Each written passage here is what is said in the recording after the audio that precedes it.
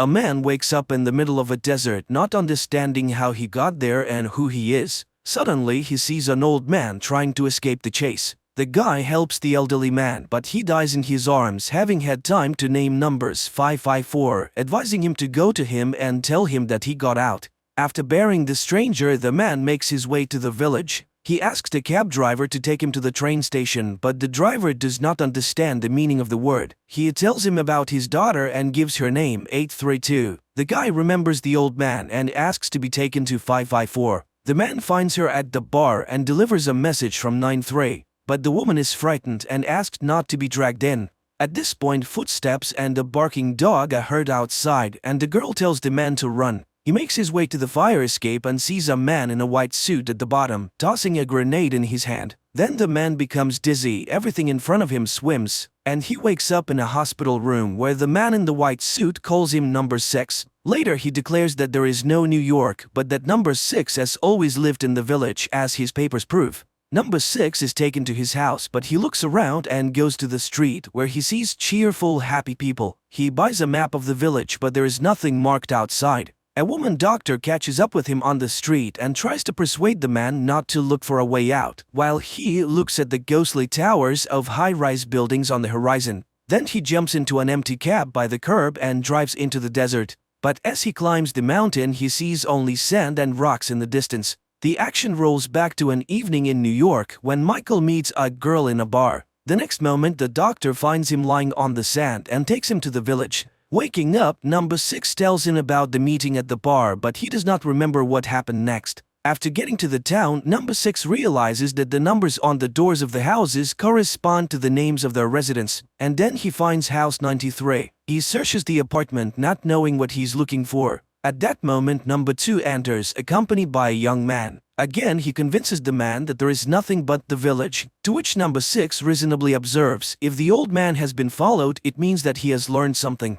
Then number 6 can also get to the bottom of it. Number 6 goes to 554 again, and the girl confesses that the old man had drawings of his life before he died. Meanwhile, the cab driver and his wife receive an invitation to number 2's house, where he begins to question number 6, who at this time promises 554 that he will not come back if she tells him everything she knows. And the girl gives him a drawing of her dream, in which number 6 recognizes the Statue of Liberty, which thrills the man. It means he's not crazy. And that means that there are others who dream of getting out of here. At this time, the leader of the village, number 2, goes to his wife's bedroom and puts pills in the insensitive woman's mouth. Just then, his son walks through the door, unable to understand number 6's confidence in the existence of another place. And number 6, meanwhile, comes to the cemetery and sees a grave prepared for 93.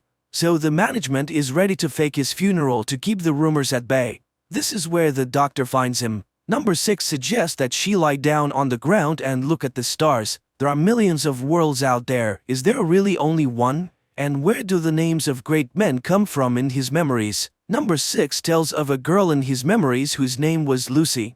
In the morning, number 6 goes to 554's bar but is delayed on the doorstep when an explosion is heard in the room. When he comes to, he finds 554, but the girl dies, having managed to pass on 93's advice to go to the towers. The man tries to get the doctor to make sense of what happened, but the woman is frightened to death and asks him not to make things worse. Number 6 goes to number 2's house, blames him for the woman's death and promises to find a way out. He runs toward the towers, but a huge white ball appears in front of him and the man faints. In his delirium, memories of a boy playing on the seashore flit before number 6. In reality, he sees a man who calls him his brother. Number 2 tries to persuade him to admit his kinship, but number 6 does not believe him, even when he shows him their childhood photographs and reminds him of the scar he suffered as a child. Number 2 convinces the man to see a psychiatrist. The brother takes number 6 to his house, where he's greeted joyfully by his nephews, and the brother's wife announces that she has cooked his favorite meals and invites him to watch the show they never missed together. Number 2's son watches his father feed his mother pills but hides, not wanting to give away his interest.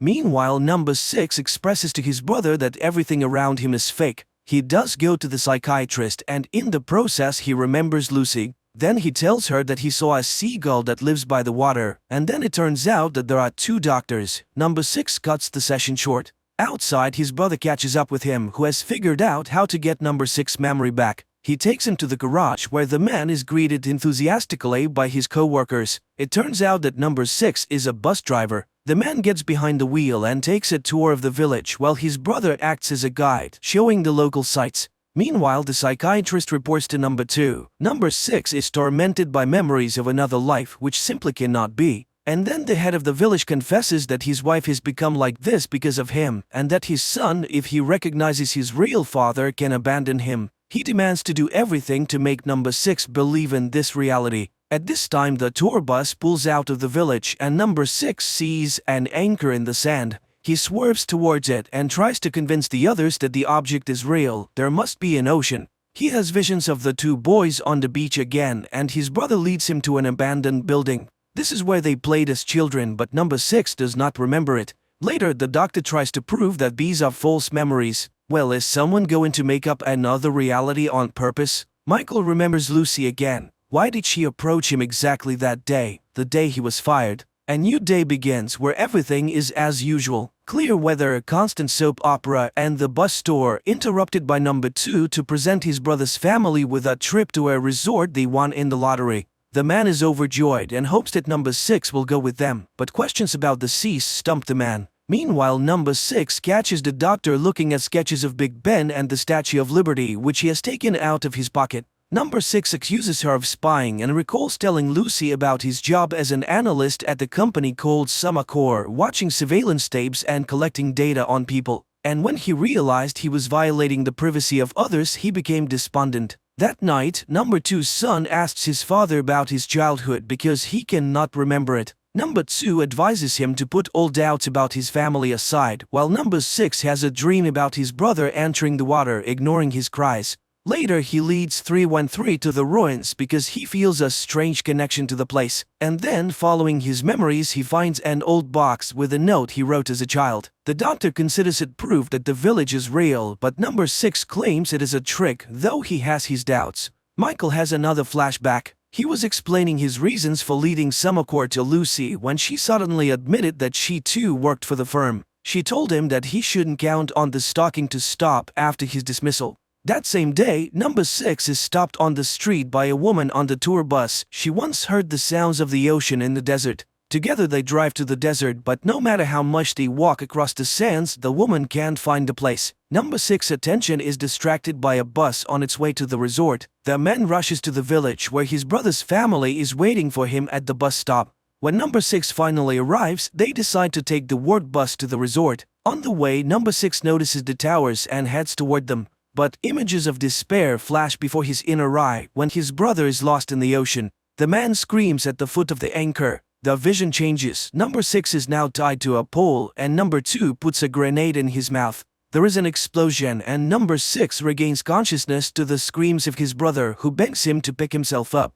Confused, number 6 apologizes for his behavior and is ready to accept 16 as his brother when he suddenly confesses that he's not. He has been forced to lie. He doesn't know what they want, but it has something to do with the other place, and he fears for his life. But number 6 promises that together they can stand up for themselves. 16 joins number 6 and the winking woman in search of the ocean. When they finally find it, 16 happily runs into the water. Number 6 remembers his brother's disappearance and asks him to stop, but a huge white ball appears out of the water and the man disappears. Number 6 tells 313 about it, and they go to the place together. But instead of the ocean, there are sand dunes in front of them. He returns to tell his family the news of his brother's death, but people are absorbed in the show. Number 6 screams in despair and is taken away by clinic workers, where number 2 comes and feels sorry for the man who has lost control of himself. He refuses to wear the number instead of his name, but cannot remember his real name and agrees to be number 6. Later, number 6 meets a man who takes him to number 2 for an important conversation, while 313 realizes he has been dreaming and tries to sketch out what he saw. In New York, Lucy tries to leave Michael's apartment, but he grabs her and demands that she tell the truth about why he's being followed. Number 2 introduces to Number 6 village spy named 909 who is searching for those who dream of the other place. He suggested the men work together for it benefits them both. One will do the job, the other will satisfy his curiosity. 909 tells him that the cell agents do not know about each other and it is likely that someone is watching them as well. While they are assigned to number 1955, a history teacher, one of his students has reported him. To get closer to the suspect, Number 6 takes a job at the school. Observing a lesson about the history of Number 2, Number 6 asks a question about Number 1, to which he receives the answer that there is no such thing and never has been. Later, Number 6 tries to provoke the teacher by asking questions about other places, but the teacher does not budge, saying that he's fine with everything here. Meeting with 313 after this conversation, he shares his conclusions that everyone around him lives in fear. Later, 909 and Number 6 observe the history teacher. He likes to swim and he always dines alone, which 909 finds suspicious. And to make matters worse, the teacher leads a group of runners who are prime candidates for dreamers. During this conversation, Number 6 notices 313 ahead of the running group. The next day, Number 6 holds a lesson and one of the students shows him the latest tracking machine. And he gives the students an assignment: find out who everyone is working for and what their goals are. That evening, Number 2 gives his wife black pills and she wakes up. At night, Number 6 and 909 climb onto the roof of the teacher's house and watch him with a camera.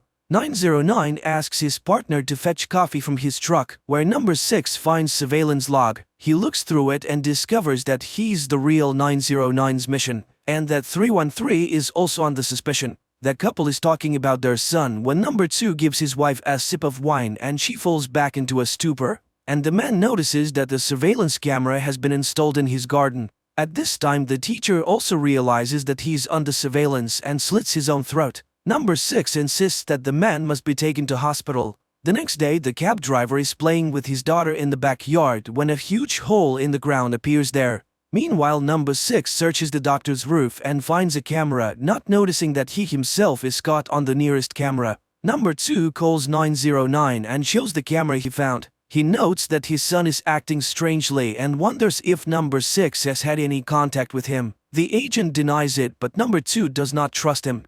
And Number 6 follows 909 and sees him in a bar with the mayor's son. It becomes clear that the couple are romantically involved. Number 6 recalls Lucy's confession that she has been reading Michael's reports and understands why Sumakor wants to stop him. And in the village, he visits the teacher in the hospital and asks for help finding the other dreamers, but the man denies his involvement in any activity. The conversation is interrupted when Number 6 senses that he's being followed. He runs after the stranger but loses sight of him, unaware that he has been spied on by his student. The next day, Number 2 gives Number 6 an assignment to spy on 909, but the latter first wants to warn the doctor. Only the woman shows him her own surveillance photos. He's the agent himself, having climbed on her roof. At this time, Number 2's son is waiting outside his house for 909. The agent suggests that they take a break because Number 2 suspects them. Number 6 enters and finds them embracing. He demands that they stop following the doctor or their affair will become public.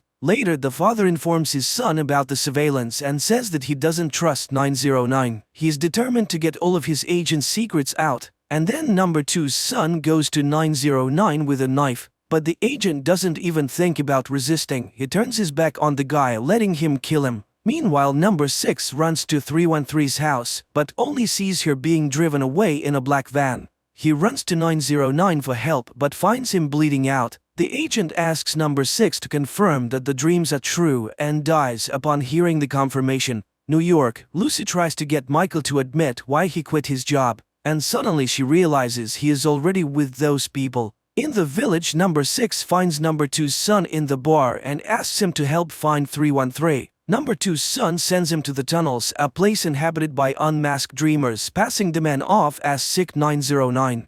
In the tunnels, Number 6 finds his apprentice, who in turn helps him to find the doctor. But while they are looking for a way out, the white ball appears. Number 6 then wakes up in his apartment as the men in the white coats emerge from his door. Meanwhile, Number 2 informs his son about the death of 909 and asks him to find up here. New York, Lucy says that she hears the name Curtis whispered on the decisions floor and insists that they go to Sumakor immediately. Michael kicks her out. She writes down the number and asks him to call her if he changes his mind. In the garden of the palace, number 2 treats the student to ice cream and thanks her for stalking number 6. Then he exposes her for spying on him as well, so the girl has to go to therapy. At this time, number 6 wakes up to the voice of a woman announcing on TV that it's time for him to find a romantic couple. He goes to 313 and she explains that this is how all couples find each other. Meanwhile, a big hole in the ground is forming in number 2's yard, which he attributes to climate change. Number 6 goes to the Modern Love Bureau. At first skeptical, he is delighted when the system pairs him up with 415, a blind woman who looks just like Lucy in New York.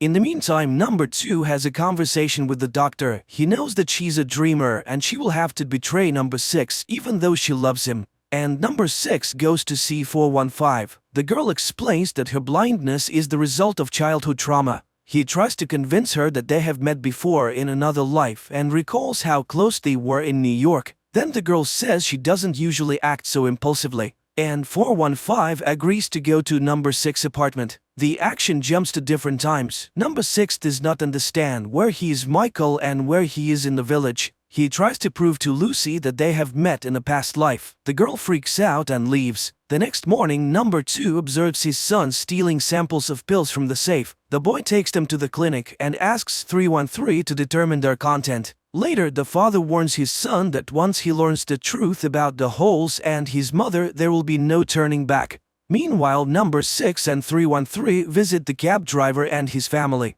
The cabbie shows them the hole in his backyard. While the adults are distracted by champagne, the little girl falls into the hole and disappears. The loudspeakers in the village announce that every house should have a pig to combat weather anomalies, as their breath is a proven atmospheric stabilizer. The hole in 147's yard is backfilled, after which number 6 goes to number 2, hoping to find out where the girl disappeared to. But he leads him to his pit and advises him to marry 415. Or to jump into the pit and find out what's in there firsthand. That night, the doctor, under number 2's supervision, injects number 6 and 415 with a hormone drug that makes people fall in love. The next day, number 6 visits 415's father and he convinces him to think about marriage. In the evening, 313 meets number 2's son and reveals the ingredients in his mother's pills. One a strong sedative, another a hallucinogen, and another of unknown origin. In the meantime, number 6 tries to ease 147's family's suffering from a missing child, while the doctor finds herself in number 2's bedroom, where she sees number 2's wife sleeping. The man is interested in the possibility of reversing love. 313 speaks affirmatively, but she's again such a way of winning the man over. That night, 313 goes to number 6 and confesses her feelings as he falls asleep. People from the clinic arrive and take him away. The doctor injects him with the drug, but the man wakes up and number 2 confesses that they caused his love artificially. But the man disagrees with this statement. His love is real, and he intends to marry 415. New York, Lucy and Michael wake up together. Lucy feels that she's not being her usual self and tries to leave, but Michael offers to cook breakfast for her. The girl asks for oranges. The man's consciousness is double again. He proposes marriage to Lucy and 415, and both respond by saying yes. On their wedding day, the doctor shows up at the church to tell number 6 that his feelings for 415 will not last. When the bride arrives, 313 kisses number 6. Sensing this, 415 runs off into the desert.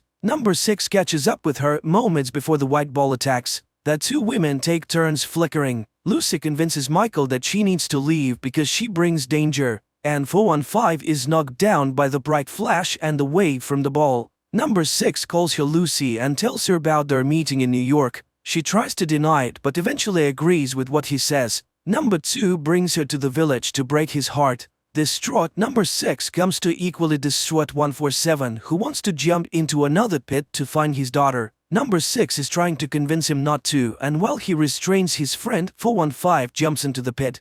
At this moment, his apartment in New York explodes, which Michael, who was carrying Lucy the oranges, sees. Number 2's wife in New York opens her eyes. In New York, Michael tries to get into his apartment but is chased away. Lucy, in her recorded message, asks him to stay away from Summercore, but Michael rushes there. Distraught, number 6 screams at the palace gate, vowing to avenge the death of 415 without noticing his double looking at him from across the street. Later, number 2 finds his son in the bar. The son accuses his father of lying and demands to know where the village is, and he admits that he is in his mother's mind and that she did all this for him. Number 2 gives his son the key to the safe with the pills, offering him a day with his mother. 313 wakes up and finds number 6 sitting at her bedside. He recalls their kiss and reaches for her, but the woman asks him to stop. Number 6 leaves. The next day, number 6 comes to see her at the clinic. He mourns the death of 415 and tries to find out what is in the hole.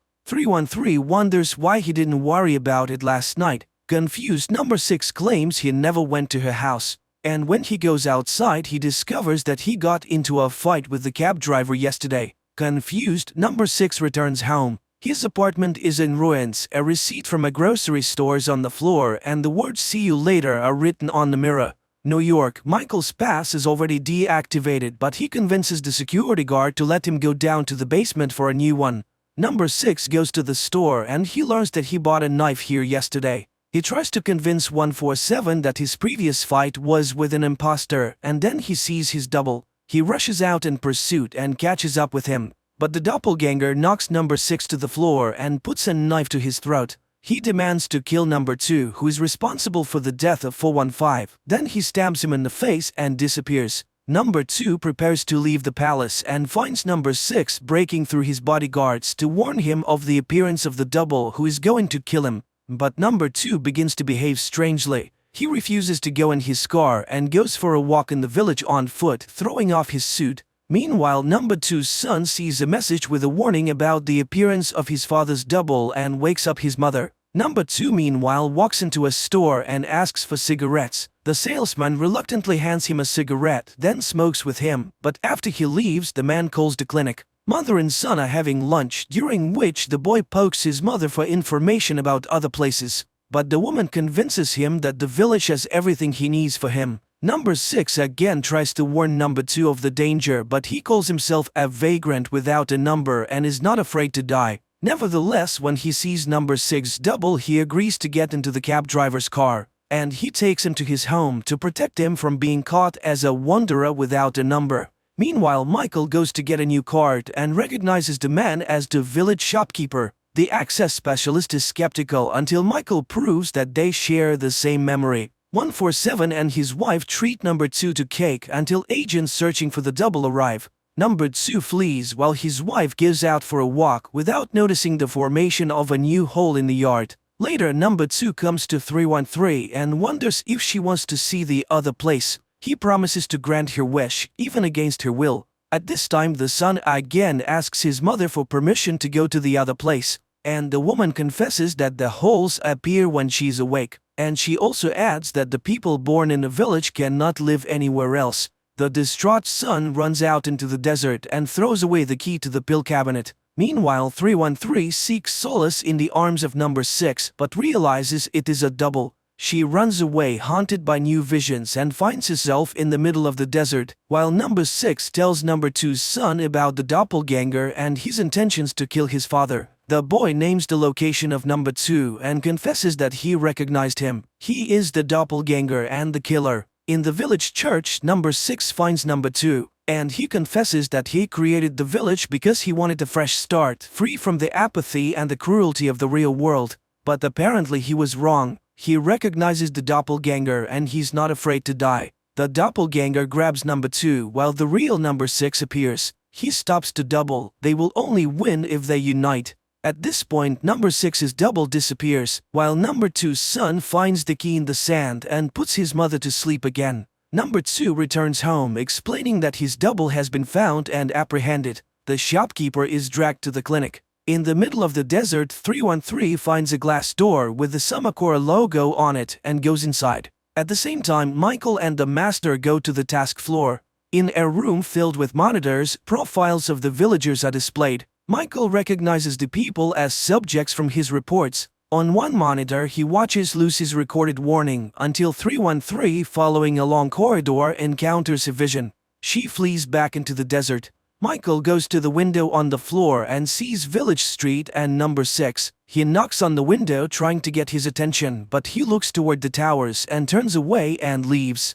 Meanwhile, new residents arrive in the village who cannot answer where they come from. And that Summercore, the winking woman from the tour bus, informs Michael that a car is waiting to take him to Mr. Curtis. In the village, number 6 receives a summons to the clinic, where he shares with 313 his concerns. The village is expanding. Apparently, number 2 is up to something.